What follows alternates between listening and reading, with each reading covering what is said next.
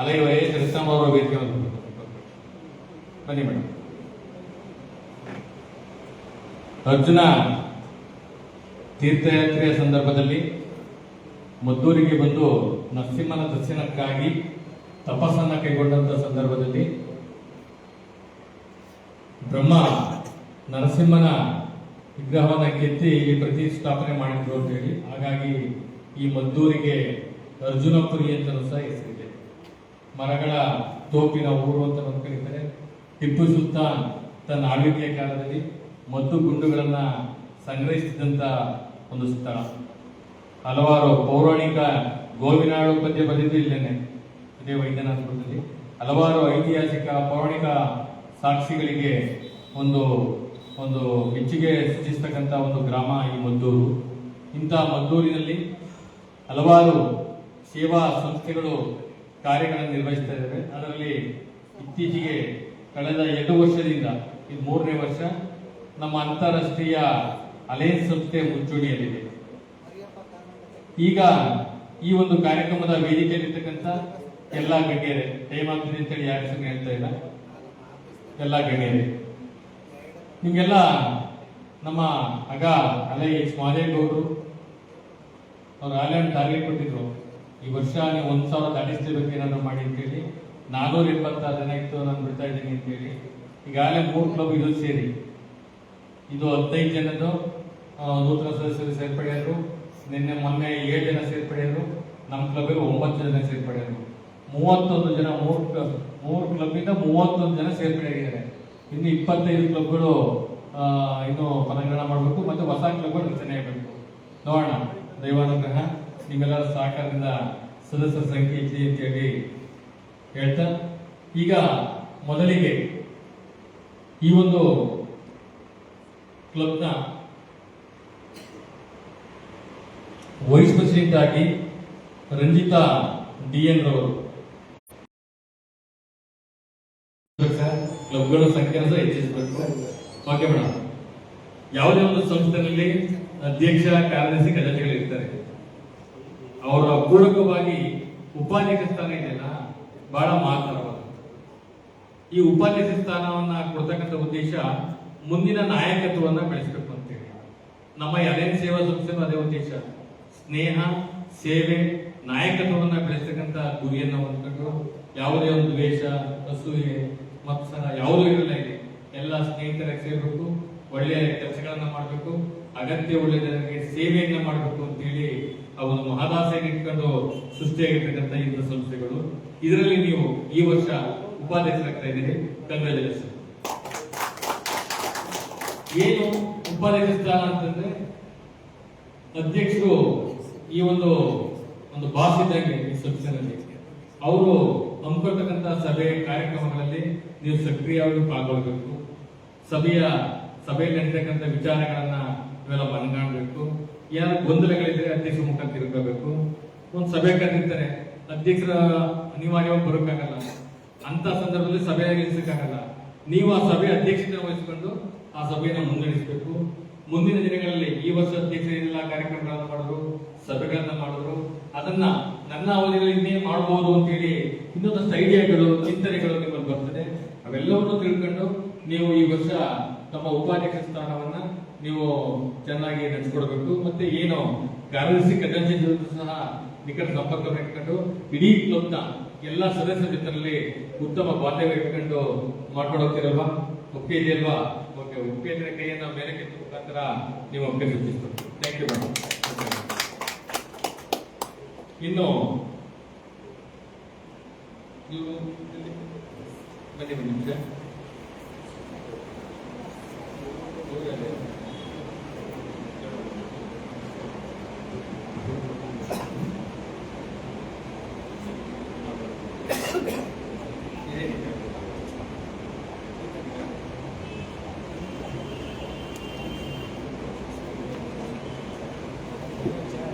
ರಮೇಶ್ ಅಣ್ಣ ಬನ್ನಿ. ಆದ್ಮೇಲೆ ನೀವು ಉಪಾಧ್ಯಕ್ಷರಂತೆ ಹೆಸರಿದ್ದು ನೋಡಿದೆ. ನಮ್ಗೆ ಆತ್ಮೀಯರು ರಮೇಶ್ ಅಣ್ಣ ಕಳೆದ 25 ವರ್ಷದಿಂದಲೂ ಸಹ ನಂಗೆ ಪರಿಚಯ ಇರ್ತಕ್ಕಂಥವ್ರು. ಈಗ ರಂಜಿತಾ ಮೇಡಮ್ ಹೇಳಿದೆ, ನಾವೆಲ್ಲವನ್ನೂ ಸಹ ನೀವು ಪಾಲನೆ ಮಾಡಬೇಕು. ಮುಂದಿನ ದಿನಗಳಲ್ಲಿ ನೀವು ನಾಯಕತ್ವವನ್ನು ವಹಿಸ್ಕೊಳ್ಳೋ ಕ್ಲಬ್ನಲ್ಲಿ ಇದೆಲ್ಲ ಒಪ್ಪಿಗೆ ಇದೆ ಅಲ್ವಾ? ಹಾಗಾಗಿ ನಿಮ್ಮನ್ನು ಒಪ್ಪಿಗೆ ಈ ಥರ ಸೂಚಿಸುವ ಮುಖಾಂತರ ಉಪಾಧ್ಯಕ್ಷರಾಗಿ ಆಯ್ಕೆ ಇನ್ನು ಖಜಾಂಚಿ ಬನ್ನಿ. ಅದೇನೆ ಖಜಾಂಚಿ ಕರೀತಾರೆ ಶಿವಣ್ಣಗೌಡರನ್ನ. ಬಂದಿಲ್ಲ ಅವರು? ಓಕೆ, ಯಾರು ಜಾಯಿಂಟ್ ಸೆಕ್ರೆಟರಿ?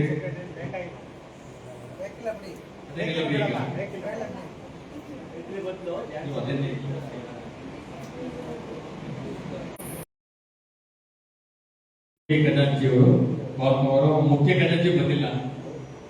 ಮೇಯ್ನು ಈಗ ತಿಳ್ಕೊಳ್ಳಿ ಸರ್, ಈ ಮೇಯ್ನ್ ಕ್ಲಬ್ ಬಹಳ ಆರ್ಥಿಕವಾಗಿ ಯಾವ ರೀತಿ ಇದೆ ಮತ್ತೆ ಈ ವರ್ಷದ ಖರ್ಚು ವೆಚ್ಚಗಳನ್ನ ಹೇಗೆ ಸಿದ್ಧಗೊಳಿಸಬೇಕು, ಹೇಗೆ ಸಂಗ್ರಹಿಸಬೇಕು, ಇಡೀ ಜಿಲ್ಲೆಗೆ ಅಂತಾರಾಷ್ಟ್ರೀಯಕ್ಕೆ ಹೇಗೆಲ್ಲ ಶುಲ್ಕಗಳನ್ನ ಪಾವತಿ ಮಾಡಬೇಕು, ಇದೆಲ್ಲ ಸಂಪೂರ್ಣ ವಿಚಾರವನ್ನ ಖಜಾಂಚಿ ಮತ್ತೆ ಜಾಯಿಂಟ್ ಟ್ರೆಜರರ್ ಇಬ್ರು ತಿಳ್ಕೊಂಡಿದ್ದ.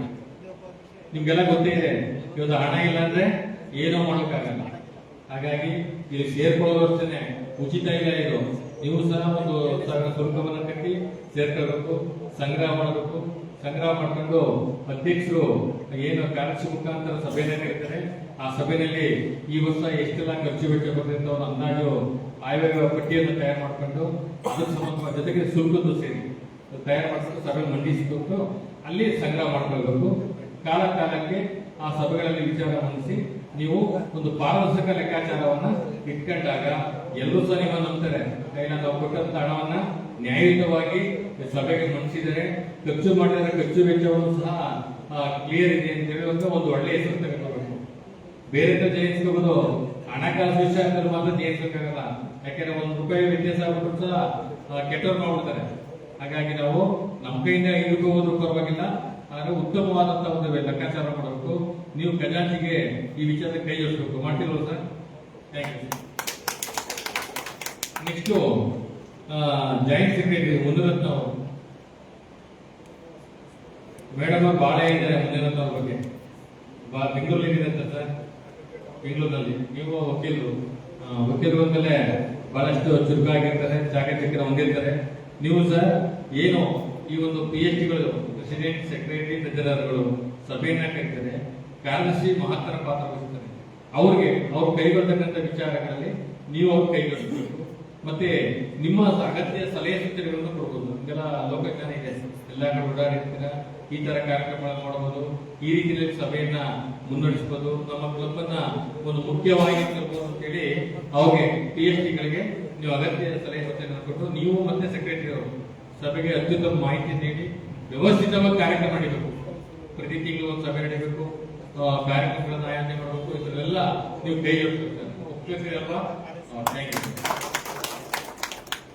ಈಗ ಕಾರ್ಯದರ್ಶಿಗಳು ಬನ್ನಿ ಮೇಡಮ್. ಸುನೀತಾ ಅವರು,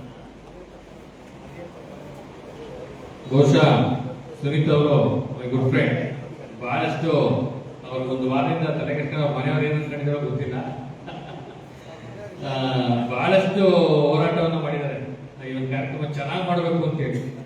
ನಾವು ಕಾರ್ಯಕ್ರಮ ಎಲ್ಲರೂ ಮಾಡ್ತೀವಿ, ಚೆನ್ನಾಗಿ ಮಾಡೋದಿದೆಯಲ್ಲ ಅದೊಂಥರ ಚೆನ್ನಾಗಿ ಮಾಡಿ ಸಹಿಸ್ಕೊಳ್ಳೋದಿದೆಯಲ್ಲ ನಿಗದಿಪಡಿಸ್ತಕ್ಕಂಥದ್ದು.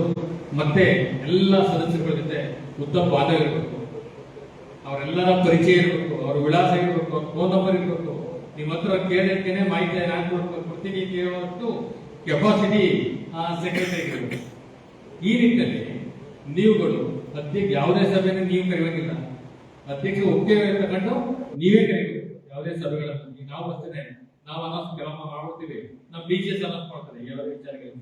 ಆ ರೀತಿಯಲ್ಲಿ ಇಡೀ ಕ್ಲಬ್ಗೆ ಒಂದು ವಾಟ್ಸ್ಆಪ್ ಗ್ರೂಪ್ ರಚನೆ ಮಾಡಬೇಕು.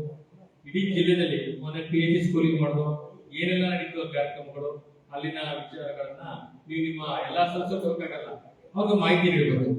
ಮತ್ತೆ ಜಿಲ್ಲೆ ರಾಜ್ಯಪಾಲರು ಮತ್ತು ತಂಡ, ಮತ್ತೆ ಜಡ್ಸಿಗಳು, ವಲಯಾಧ್ಯಕ್ಷರು, ಮತ್ತೆ ಆರ್ಸಿಗಳು, ಪ್ರಾಂತೀಯ ಅಧ್ಯಕ್ಷರು ಏನೆಲ್ಲ ಕಾರ್ಯಕ್ರಮ ಹಮ್ಮಿಕೊಳ್ತಾರೆ ಆ ಕಾರ್ಯಕ್ರಮಕ್ಕೆ ಎಲ್ಲರನ್ನೂ ಸಹ ನೀವು ಕರ್ಕೊಂಡು ಹೋಗ್ತಕ್ಕಂಥದ್ದು.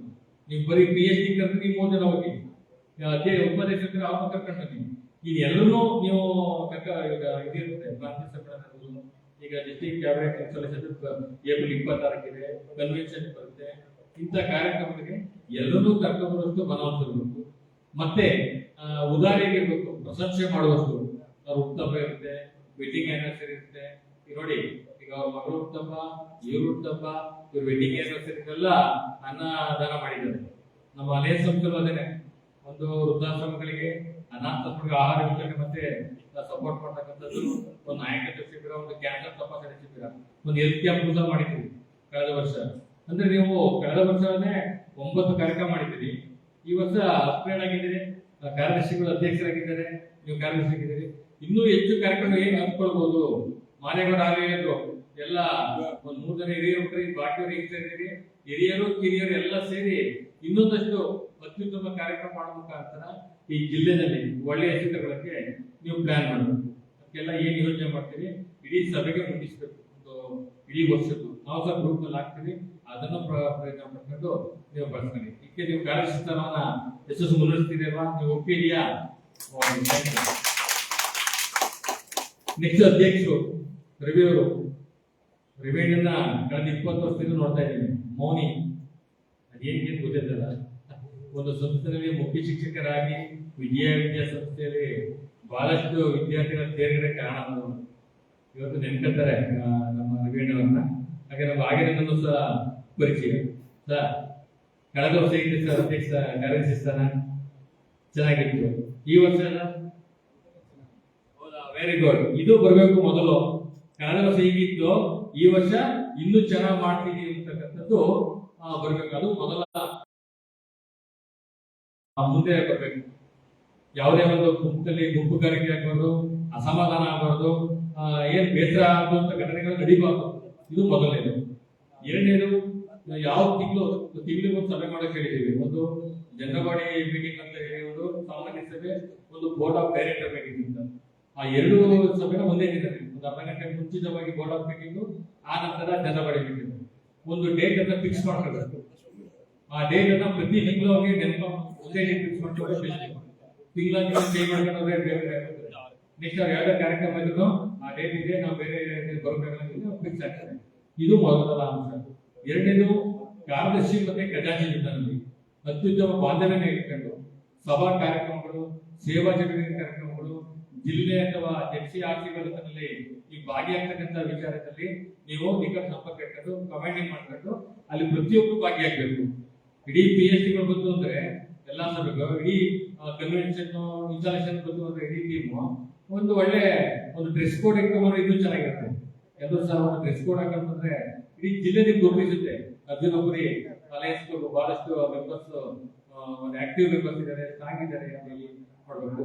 ಮತ್ತೆ ನಿಮ್ ಕ್ಲಬ್ ನಲ್ಲಿ LMF 3 ಜನ ಇದ್ದಾರೆ ಅಂತ ಈಗ ಕೇಳ್ಪಟ್ಟೆ. ಇನ್ನೊಂದಷ್ಟು ಜನ ಹೆಚ್ಚಿಸಬೇಕು. ಇಡೀ ಎಲ್ಲ ಮಾಡಿದ್ರೆ ಮಾಡಲ್ ಕ್ಲಬ್ ಆಗ್ತದೆ. ಎಷ್ಟು ಸಜ್ಜನ ಅಷ್ಟೆಲ್ಲ ಹೆಚ್ಚಿಸಬೇಕು. ಅದ್ರ ಬಗ್ಗೆ ಹೆಚ್ಚು ಒತ್ತಡ ಕೊಡುವ ಜೊತೆಗೆ ಎಲ್ಲರನ್ನ ಈ ಒಂದು ಕ್ಲಬ್ ಯಶಸ್ವಿ ಮಟ್ಟಕ್ಕೆ ಹೋಗೋ ಜೊತೆಯಲ್ಲಿ ನೀವೆಲ್ಲ ಮುಂದಡಿ ಇಡಬೇಕು. ಈಗ ನೀವು ಒಪ್ಪಿಗೆ ಅಲ್ಲ ಸರ್? ಬನ್ನಿ ಮೇಡಮ್, ನೀವು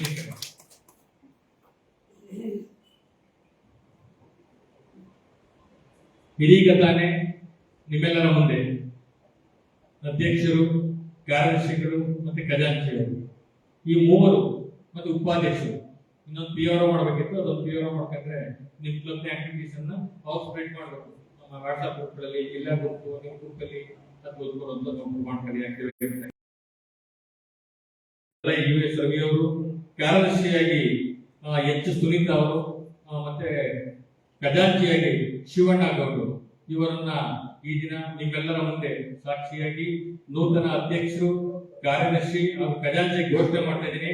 ನೀವೆಲ್ಲ ಚಪ್ಪಾಳೆ ಮುಖಾಂತರ ಬೆಂಬಲಿಸಬೇಕು ಅಂತ ಹೇಳ್ಕೊಂಡು ಇದೀಗ ನೀವು ಮನೆ ಬಂದಿದ್ದೀರಾ? ಓಕೆ ಸರ್, ಬನ್ನಿ ಸರ್, ಮುಂದೆ ಬನ್ನಿ.